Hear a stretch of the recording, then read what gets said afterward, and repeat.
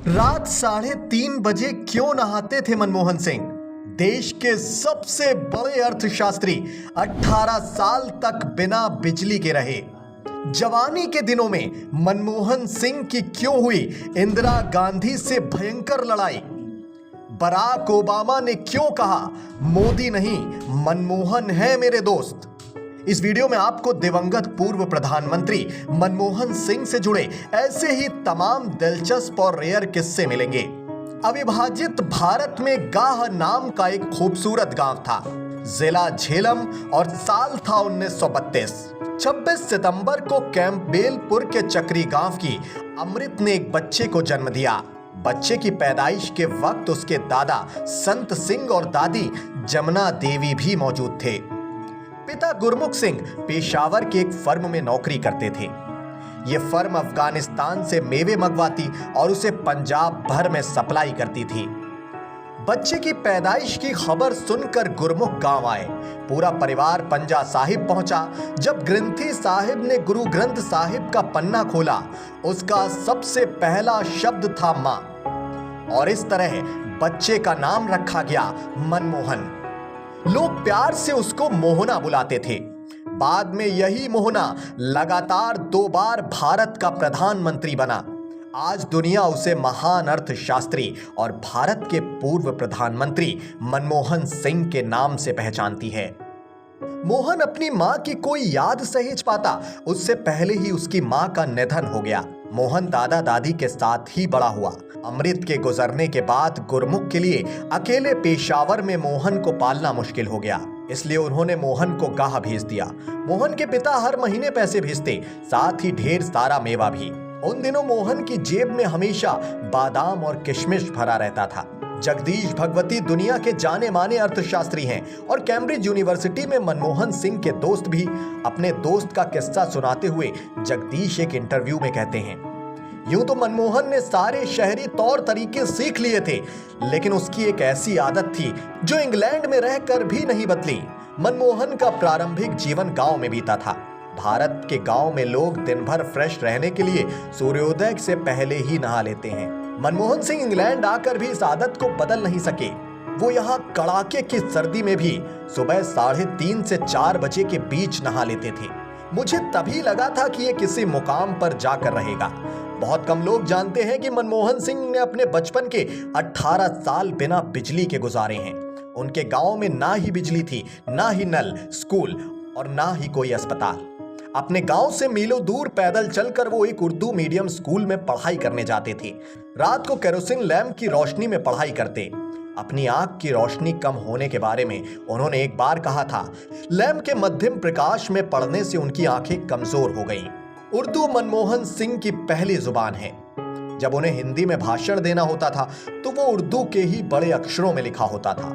बहुत कम लोग जानते हैं कि मनमोहन सिंह को हिंदी पढ़ना नहीं आता था। मनमोहन सिंह ने कैम्ब्रिज में भारत के निर्यात और आयात पर अपना शोध किया था। कैम्ब्रिज से वापस आने पर उन्हें विदेश व्यापार विभाग में बतौर सलाहकार रखा गया था और इस विभाग के मंत्री थे ललित नारायण मिश्र। मनमोहन सिंह की बेटी दमन सिंह उनकी जीवनी स्ट्रिक्टली पर्सनल मनमोहन एंड गुडसरन में लिखती हैं, एक बार ललित नारायण मिश्र मनमोहन सिंह से नाराज हो गए क्योंकि वो कैबिनेट को भेजे जाने वाले एक नोट से सहमत नहीं थे। मनमोहन सिंह ने कहा कि वो दिल्ली स्कूल ऑफ इकोनॉमिक्स में प्रोफेसर की अपनी नौकरी पर वापस चले जाएंगे। प्रधानमंत्री इंदिरा गांधी के सचिव पीएन हक्सर को इसकी भनक लग गई। उन्होंने कहा तुम वापस नहीं जाओगे। उन्होंने वित्त मंत्रालय में मुख्य आर्थिक सलाहकार का पद ऑफर कर दिया। इस तरह मंत्री से लड़ाई उनके लिए प्रमोशन लेकर आ गई। मनमोहन सिंह की एक इमेज है कि वो बेहद कम बोलते हैं। उनके प्रधानमंत्री रहते अक्सर विपक्ष के नेता मौन मोहन कहकर उन पर तंज कसते थे। संजय बारू अपनी किताब एक्सीडेंटल प्राइम मिनिस्टर में लिखते हैं, वो बेहद शर्मीले और चुप्पे थे। जब दूसरे लोग बातें करते थे तो वो बेहद खुश हो जाते थे कि उन्हें बोलना नहीं पड़ रहा है। अंतरराष्ट्रीय बैठकों में भी उन्हें वो नेता पसंद थे जो बहुत बातें किया करते थे, जैसे अफगानिस्तान के राष्ट्रपति करजाई। वो बहुत ज्यादा बोलते थे और मनमोहन सिंह मुस्कुराते हुए चुपचाप उनकी बातें सुना करते थे। एक बार किसी ने संजय बारू से पूछा कि प्रधानमंत्री के प्रेस सलाहकार का सबसे बड़ा काम होता है लोगों के बीच उनकी बेहतरीन छवि को पेश करना, आपके लिए काम कितना मुश्किल था? बारू का जवाब था। उनके पहले कार्यकाल में प्रेस के बीच उनकी छवि इतनी अच्छी थी कि मुझे तो कोई मेहनत ही नहीं करनी पड़ी।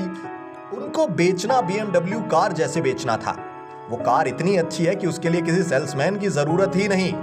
कैम्ब्रिज से लौटने वाले मनमोहन ने पहले पंजाब यूनिवर्सिटी में पढ़ाया, फिर DPhil के लिए ऑक्सफोर्ड यूनिवर्सिटी चले गए, UN में काम किया, दिल्ली स्कूल ऑफ इकोनॉमिक्स में पढ़ाया, वित्त मंत्रालय में सचिव बने, योजना आयोग गए, 1982 में रिजर्व बैंक के गवर्नर बने, योजना आयोग के उपाध्यक्ष का पद संभाला, VP सिंह सरकार में प्रधानमंत्री के आर्थिक सलाहकार रहे, UGC के चेयरमैन बने और नरसिम्हा राव सरकार में वित्त मंत्री बनकर हमेशा के लिए राजनीति के हो गए।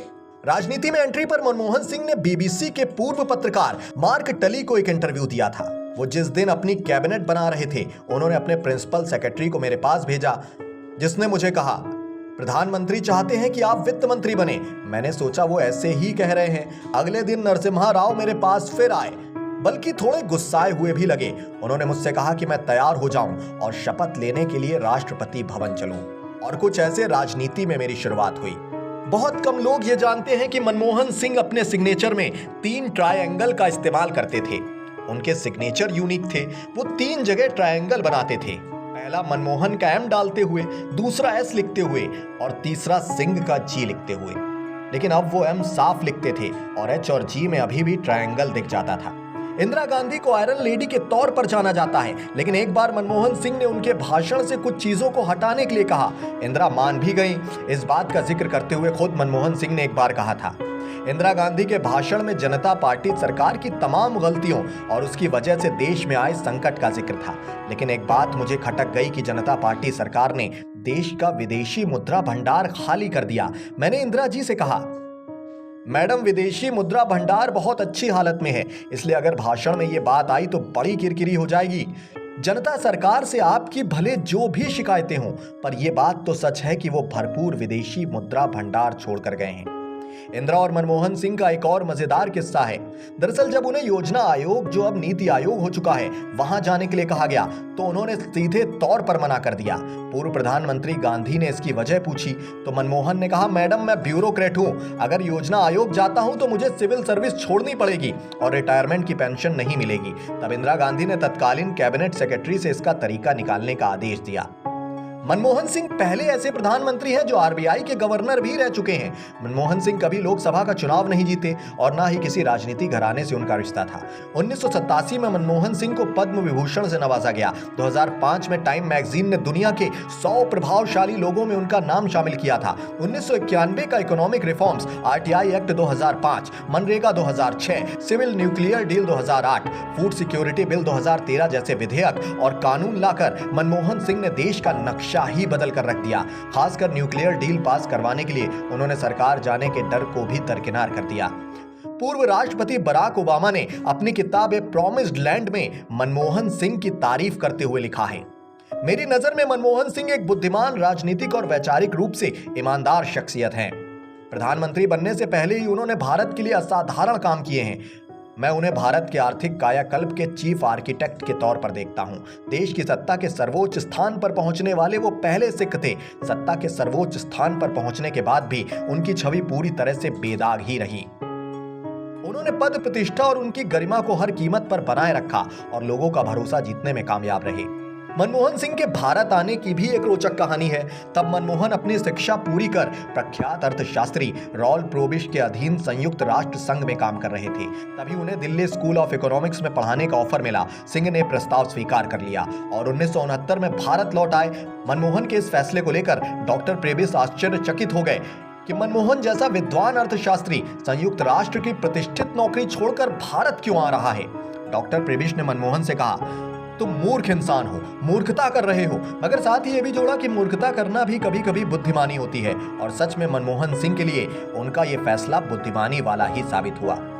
मनमोहन सिंह के बारे में कहा जाता है कि उनमें भ्रष्ट न होने की विलक्षण क्षमता थी, मगर दबाव के आगे वो झुक जरूर जाते थे। कुछ लोग तो ये भी कहते हैं कि भारतीय इतिहास में मनमोहन सिंह अपने उन कामों के लिए ज्यादा जाने जाएंगे जो उन्होंने प्रधानमंत्री की बजाय वित्त मंत्री रहते हुए किया है। जवाहरलाल नेहरू के बाद प्रधानमंत्री मनमोहन सिंह भारत के पहले ऐसे प्रधानमंत्री हुए जिनको 5 सालों का कार्यकाल सफलतापूर्वक पूरा करने के बाद लगातार दूसरी बार प्रधानमंत्री बनने का मौका मिला था। बहुत कम बोलने वाले मनमोहन सिंह कभी कभी अपनी शायरी से सबको चुप भी करा देते हैं। मनमोहन सिंह की आलोचना करने वाले अक्सर कहते हैं कि 4 दशक से ज्यादा एक खास राजनीतिक पृष्ठभूमि में लगातार महत्वपूर्ण और निर्णायक पदों पर रहने वाले मनमोहन सिंह अवसरों के नायक रहे हैं। उनकी ना कोई नीति रही, ना कोई अपना निर्णय। वो एक कठपुतली सरकार चला रहे थे जिसका पावर सेंटर था 10 जनपद। जनवरी 2014 में मनमोहन सिंह ने प्रेस कॉन्फ्रेंस करते हुए इसका जवाब दिया था। मेरा मूल्यांकन इतिहास करेगा। 14 साल की उम्र में विभाजन का दंश झेलने वाले मनमोहन सिंह को उनके विरोधी एक्सीडेंटल प्राइम मिनिस्टर कहते हैं। जब किसी ने उनसे पूछा कि लोग तो आपको एक्सीडेंटल प्राइम मिनिस्टर कहते हैं, तो मुस्कुराते हुए उनका जवाब था, प्रधानमंत्री क्या, मैं तो वित्त मंत्री भी एक्सीडेंटल ही बना था। ऐसा सौम्य और साधारण व्यक्ति जिसने कच्ची उम्र में अपनी मां को खो दिया हो और फिर भी हंसकर सबको जवाब दे रहा हो, उसका मूल्यांकन करते वक्त इतिहास इतना क्रूर तो बिल्कुल नहीं होगा। खैर दोस्तों, मनमोहन सिंह के विराट व्यक्तित्व को लेकर आपकी व्यक्तिगत विचारधारा क्या है? अपनी कीमती राय कमेंट बॉक्स के जरिए जरूर बताएं। साथ ही ऐसी ही तमाम पसंदीदा विभूतियों से जुड़े किस्से कहानियां यूं ही देखते रहने के लिए आपके अपने चैनल वीके न्यूज यूपी के साथ यूं ही जुड़े रहें। वीके न्यूज, राष्ट्र के नाम।